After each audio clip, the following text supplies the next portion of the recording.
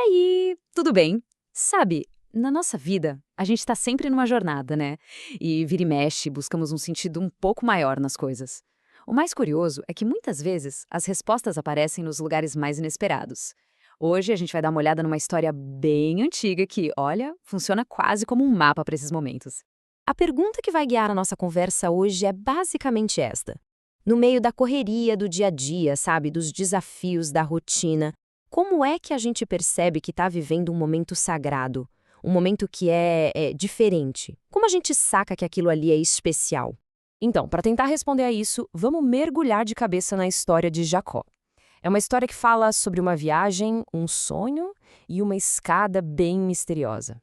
E o mais legal é que, há séculos, essa história serve de guia para a gente entender a nossa conexão com o divino. Bora lá, então?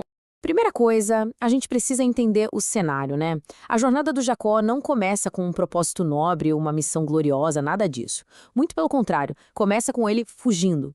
Pensa só na situação dele. O cara tá fugindo, tá completamente sozinho, e ele para descansar num lugar que não tem nada demais. É um lugar comum, sabe? Ele pega uma pedra para usar de travesseiro. Quantas vezes a gente não passa por lugares assim, totalmente normais, e nem repara? E é justamente aí, nesse momento de vulnerabilidade, de solidão, que o extraordinário acontece. Isso já mostra uma coisa incrível. A gente não precisa estar numa igreja ou num templo para ter um encontro profundo. E é nesse lugarzinho comum que o Jacó tem um sonho. Mas não é um sonho qualquer, não. É um sonho que virá a chave e muda tudo na vida dele. No sonho, o que ele vê? Uma escada.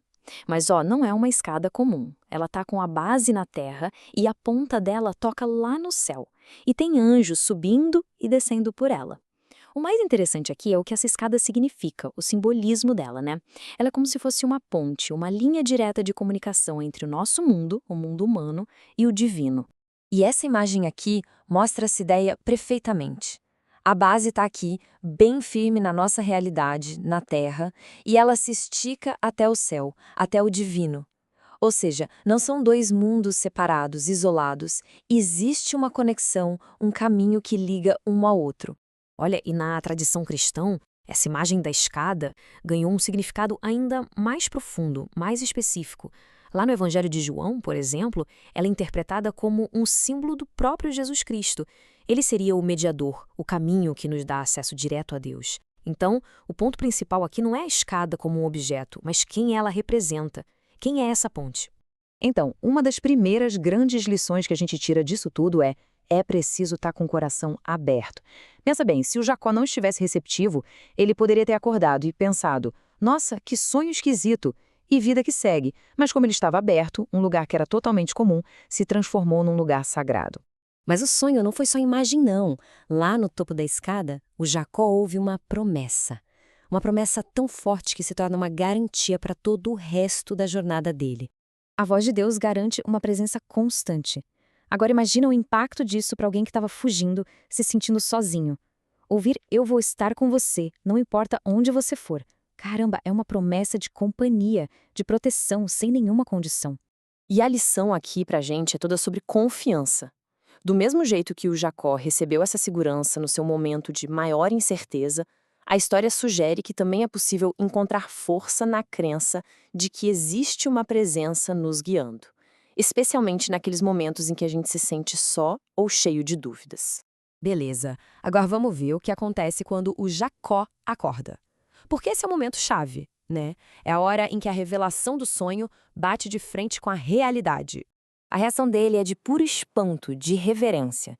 Ele não acorda e fala, uau, que sonho legal, não. Ele diz, que lugar terrível. Mas terrível no sentido de algo que impõe um respeito profundo, sabe? Ele percebe que aquele lugar onde ele dormiu, um lugar qualquer no meio do nada, era, na verdade, a casa de Deus, a porta dos céus. E o que a gente pode aprender com isso? É bem direto.